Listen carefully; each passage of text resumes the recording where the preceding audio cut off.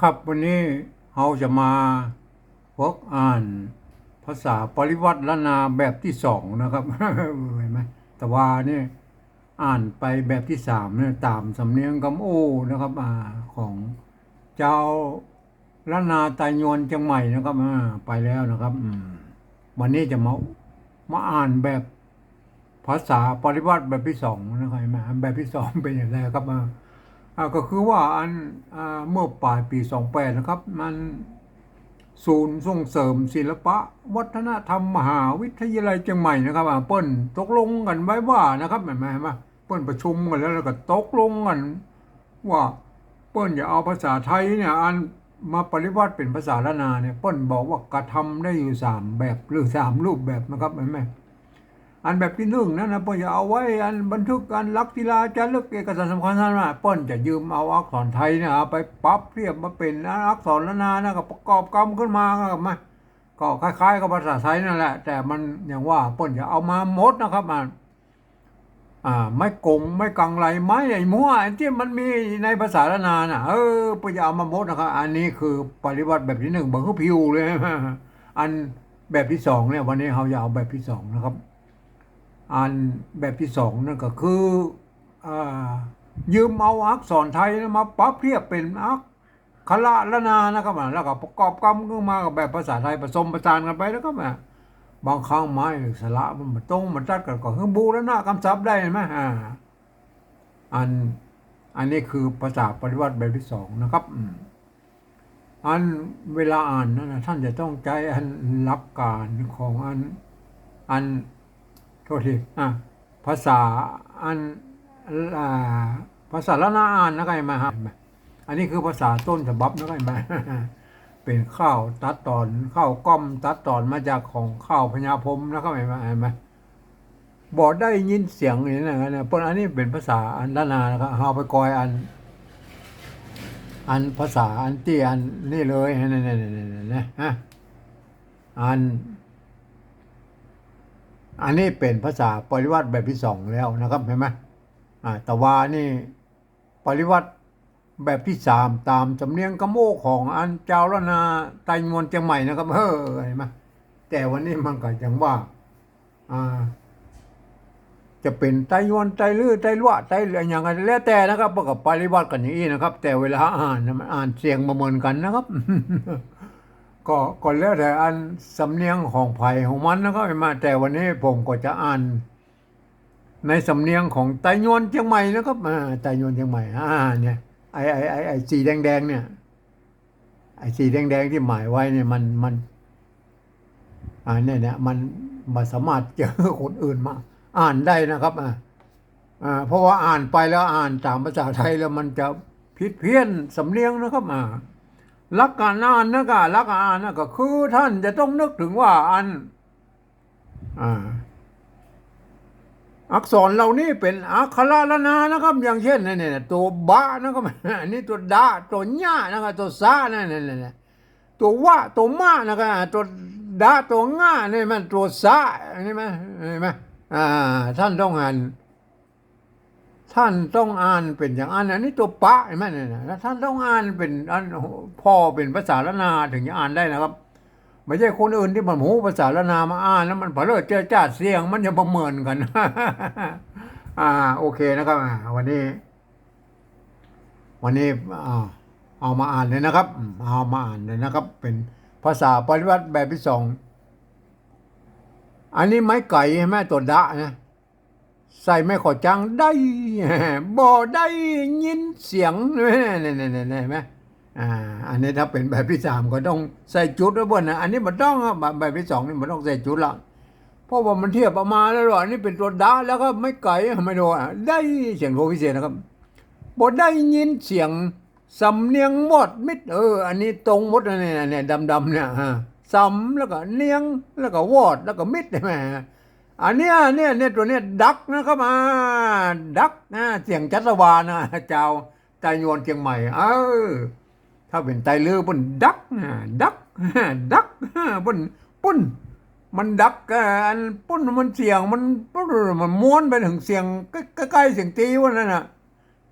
ดักนะครับดักแบบเชียงใหม่เงียบเงียบนี่มันตรงนะจ้อยเสียงโดพิเศษนะมั้ย ศูนย์ไปอันนี้ตรงนะครับตรงภาษาไทยแหละศูนย์ไปเห็นไหมต่อไปบ่อหันนะบ่อหันนี่มันเต้ากับภาษาไทยละเห็นไหมน่าเสียงโดพิเศษนะโดพิเศษนะครับเห็นไหมน้องเสียงตีน่ะบ่อหันหน้าน้องอันนี้แม่เนี่ยตัวป้านะครับต้องหันว่าเป็นตัวป้านะครับต้องหันว่าเปล่านะครับไม่ใช่เปล่านะแม่นะไม่ใช่เปล่าอกเปล่าใจนะครับไม่ใช่นะครับเห็นไหมคน ทั่วไปบ่สามารถเข้ามาอ่านได้เพราะเหตุนี้แล้วก็เพราะว่ามันจะต้องหันเป็นภาษาละนานั่นเลยนะตัวปะตัวว่านะตัวจ้ามันนะต้องหันเป็นภาษาละนาว่าเป็นเปล่าอกเปล่าใจอันนี้เนี่ยอันนี้เปิ้นเอาอันบันทึกไว้อันเอามาเทียบเคียงแล้วก็บันทึกเขียนไว้เพื่ออันภาษาละนาเก้าเงามันหายไปนะครับสูญหายไปพวกก็จะเอาอันนี้ปริวัติแบ็กกลับไปเป็นภาษาละนาพวกไหนมาอันนี้คือชุดประสงค์พวกมีเต้าเอี้ยนะครับมาบ่ไม่ใช่คือคนทั่วไปมาอ่านได้แล้วก็อ่านต่อไปนะครับอันนี้ตรงตัวนะอันนี้ตัวกะละโฮงเห็นไหมกะละโฮงไม่ใช่คอควายรอเรือนะครับกะละโฮงนะอ่านว่าครอบนะอ่านว่าครัวนะเห็นไหมครอบครัวใดนี่ตรงนะครับครอบครัวนะมันต้องลั่นลิ้นนะอ่านว่าตัวกะละโฮงนี่อ่านเป็นตัวข้านะครับเห็นไหมครอบนะครับครอบครัวใดบ่หันอันตรงตัวอันนี้เหรออันนี้มันตัวซะนะครับไม่เนี่ยไม่มันอ่านว่าซักเสียงจัตวานะครับเห็นไหมถ้าเป็นไตเลือดซักนะซักซักมันซักบอกซักหน่อยซักหน่อยเนี่ยมันเป็นยังไงมันสำเนียงมันผิดกันนะครับเห็นไหมอันนี้คือสำเนียงไตโยนจังใหม่บนซักออกจัตวาครับน้อยเสียงโดวิเศษแล้วกันน้อยน้อยครับท่านอ่านนี่นะครับต่อไปเหมือนเหมือนนี่ตรงนะครับตัดใช่ไหมนี่นะมันตัดใช่ไหมตัดตัดอย่างนี้นะเป็นเสียงจัตวาแบบใจหรือใจโยนจังใหม่นะครับตัดเสียงจัตวาตัดใช่ไหมอันถ้าเป็นไตหรือตัดตัดมันตัดมันขึ้นไปนะเห็นไหมตัดหัวใจอันนี้จัตวาละหัวนะอันนี้ก็ใจมันนะใจมันใจนะตัวจ้านะครับไม่ใช่ใจนะครับหัวใจเห็นไหมอันนี้เหรออันนี้ตัวป้าครับป้าไม่กี่ไม่ยอกอ่านว่าปี้ครับปี้นี่คนทั่วไปมาบ่เลิศเจ้าอ่านว่าพี่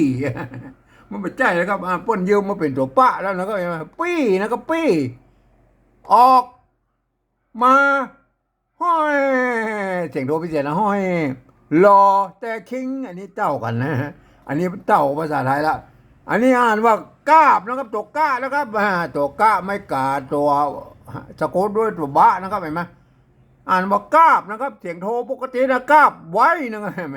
ไหมคนทั่วไปมาบอกฮู้อีโนยเนี่ยอ่านว่าคาบไว้มันก็อย่าปนบอกคนอื่นที่ปนหูภาษาละนามาอ่านนะครับกาบไว้นะครับเห็นไหมหันศาสตร์อันนี้เจ้าอันหันศาสตร์เนี่ยตองนี่ไม่ใช่ตองนะครับตองตัวตะนะครับเห็นไหมอันถ้าเป็นอันไตหรือบนต้องเข้าเข้าปนจะขึ้นไปนั่นก็ตองขาวนั่นไงแม่น่ะหืน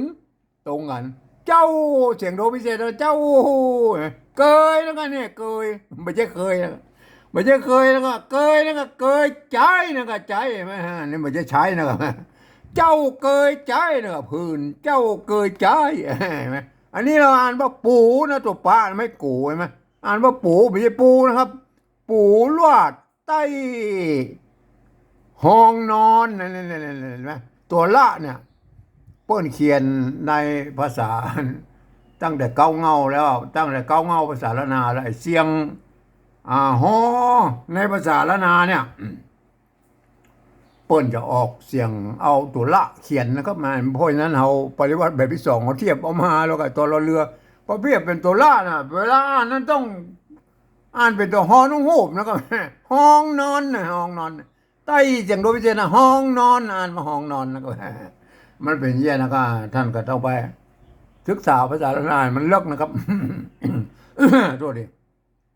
อันนี้เหรออันนี้ตัวกะนะครับอ่านว่ากำนะครับไม่ใช่คำนะครับกำโศกอันนี้นะ ตุกนะครับ ไม่ใช่ทุกนะครับกำโศกตุกนะอันนี้เราก้อยนะครับก้อยตัวกะนะครับเห็นไหมตัวกะไม่ยอกอ่านว่าก้อยนะครับไม่ใช่ค่อยนะก้อยอันนี้เหรอตัวกะเหมือนกันนะอันกำเลยตัวว่ากุ้ยนะกุ้ยไม่ใช่กุ้ยนะครับก้อยกุ้ยไม้ถอนนะไม้ถอนนี่ตรงตัวนะย้อนน้องเปื้อนวอนนะครับเนี่ยเปื้อนไม่ใช่เพื่อนนะครับเปื้อนวอนบ่ร้อนมาเสียงเสียงโดพิเศษนะเสียงเห็นไหมบ่ร้อนมานี่เต้ากันภาษาไทยก็อ่านว่าบ่ร้อนมาอันเสียงเนี่ยมันบ่ตรงกันนะมันเสียงโดพิเศษครับเสียงเห็นไหมซาตองเนี่ยตองใช่ไหมไม่ใช่ตองนะครับซาตองขาวแคบแดงเนื้อเกี้ยงเกี้ยงเสียงโดพิเศษนะไม่ใช่เกลี้ยงนะครับไม่ใช่ลั่นลิ้นนะครับบ่ต้องตัวกะอันกำตัวหลวละเนี่ยพวกเรามากำไว้บ่ได้นะพวกมาอ่านออกเสียงนะครับในภาษาละนานะอ่านบ่เกี้ยงเสียงโดพิเศษแล้วก็หลอนอันนี้เนาะ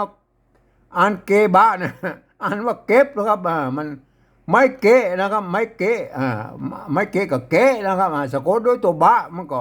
เก็บนะครับเก็บนะมันเป็นภาษาละนาเห็นไหมเก็บเอามานะครับอันนี้เก็บนะครับเก็บเอามาบ่ไว้บ่ไว้ในตรงตัวนะครับตรงกับภาษาอะไรอันนี้เรากันนะแม่ตัวกะนะครับ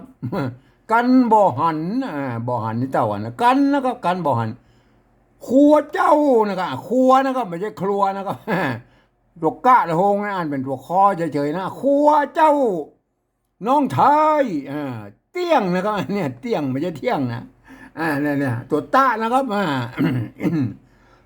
โทษทีตัวต้าไม่ย่อออกเสียงโทปกตินะครับเตี้ยงนะเตี้ยงอันนี้เนี่ยจักนะครับ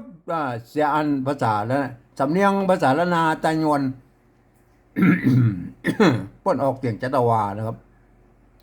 ถ้าเป็นไตเรือเสียงจัตวาอย่างเงี้ยมันป้นปุ้นไปใกล้ๆเสียงตีวน่ะจักหมูจักเห็นไหมก็พายจะอ่านสำเนียงใดก็แล้วแต่นะครับอันนี้มันเป็นอ่านสำเนียงไตยวนนะครับเตี้ยงจักขาดคว่ำเสียงโดพิเศษนะครับอินนี่เจ้านะอันนี้ตัวตะละโหงเนี่ยป้นเฮืออ่านเป็นตัวทอทงนะครับอินทีนะครับอินทีใช่ไหมบางที่พวกก็อินตาลีนะเห็นไหมอินตาลีเห็นไหมก็แล้วแต่นะครับพายจะอ่านแบบใดก็ทุแล้วแต่นะครับอันนี้ค่าเสียงโดพิเศษแล้วก็ค่าเห็นไหมค่าปี้นะอันนี้ปี้นะครับปี้ไทยนะให้โทพิเศษนะครับให้แล้วลาหนีพระวังกีนะครับกีนะอ่านว่าตัวคอควายเนี่ยมันตัวกะนะครับแต่ถ้าเป็นอันถ้าเป็นภาษา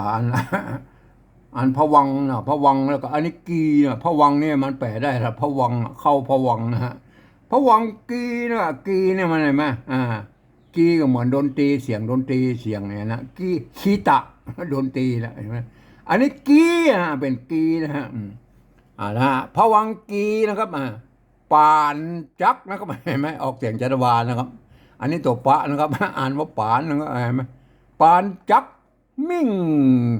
คว่ำเสียงโดพิเศษนะแม่อันนี้จักขุตาอันนี้ก็เป็นอันภาษาบาลีเหมือนไหมจักขุตาอ่านว่าจักเราไม่ใช่จักขุตานะครับจักขุตานะจึงออกเสียงจัตวาหมดนะปี้ตังสองกัมปี้นะครับปี้นะตังนะอันนี้ตังนะครับไม่ใช่ทังนะครับปี้ตังสองกัมปอญัวปังหลังเม็ดหลังเม็ดอันนี้เม็ดก็เหมือนกับไอ้นี่เก็บนะอันเม็ดนะไหมไม่เกะกับเม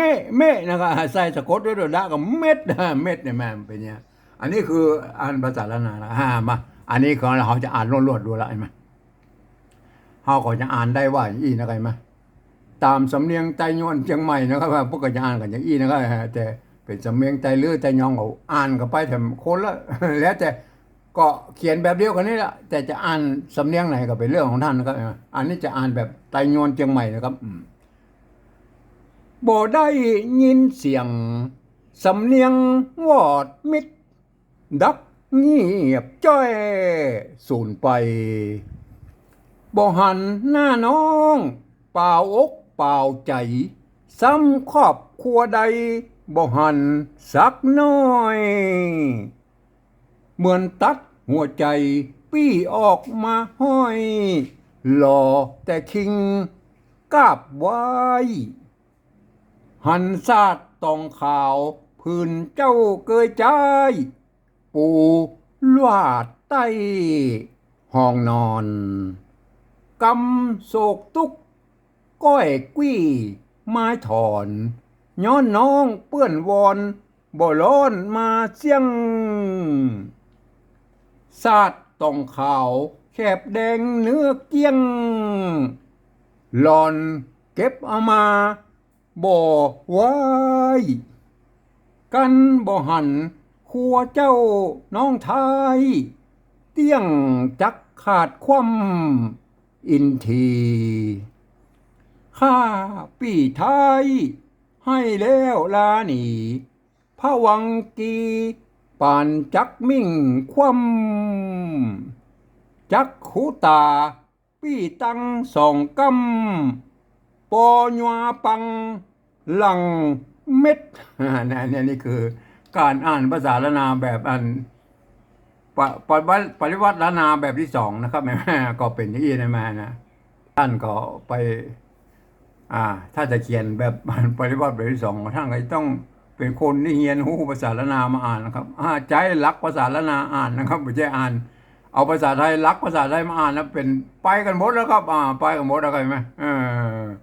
ครับมันจะต้องใช้ความชำนาญนะครับในการอ่านปริวัติแบบที่สองนะครับครับวันนี้ผมก็ขอบรรยายเพียงแค่นี้ก่อนนะครับ